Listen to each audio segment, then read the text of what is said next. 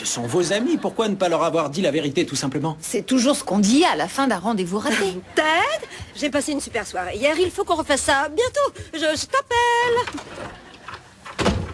Vous voyez, C'était qui, elle? je ne veux pas me vanter, mais on dirait bien que les nanas aiment le look du professeur. Elle m'a branché hier au bar, et ensuite...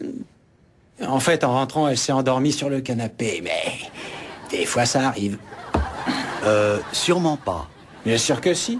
Elle était juste... En fait, son désir pour moi l'avait épuisé. Mais t'as entendu, elle veut qu'on se refasse ça.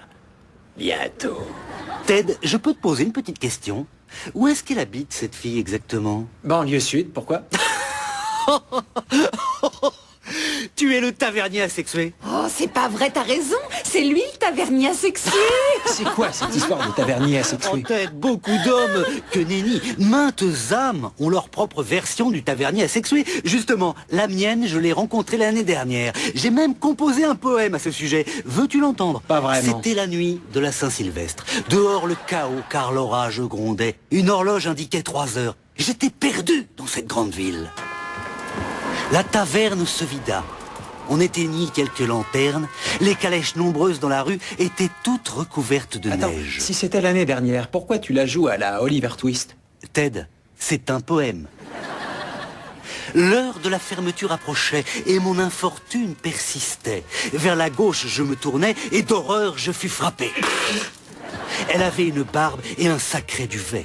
Elle pesait plus de 100 kilos. Elle engloutit des ailes de poulet. On entendit craquer les os. J'étouffais un cri et ravalais mon vomi. Je lui demandais « Où donc habitez-vous » Elle répondit « À un pâté de maison ». Je ravalais ma fierté et avalais plusieurs whisky.